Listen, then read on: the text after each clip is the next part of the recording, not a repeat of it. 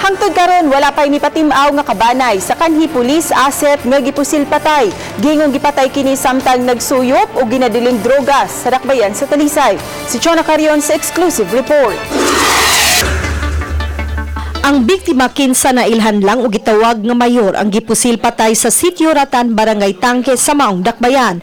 Hangtod karon wa pay miila sa biktima. Sa investigasyon sa Talisay City Police Station, si alias Mayor giingong misulod sa usa ka kwarto sa Sitio Ratan kay giingong misuyop og shabu. Apan kalit lang nga may duha ka mga lalaki nga nagbonet og mipusil sa biktima makalima ka higayon og dayong sibat sa dapit.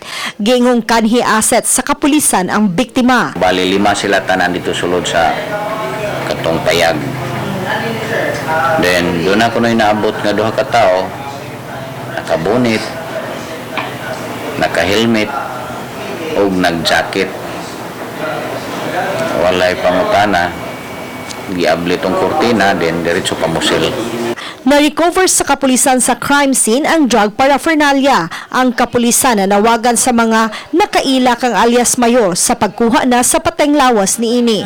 Wala pagid kunoy ni patimaw nga relative. Uban ni Marlon Melgaso, Chona Carion, Balitang Bisdak.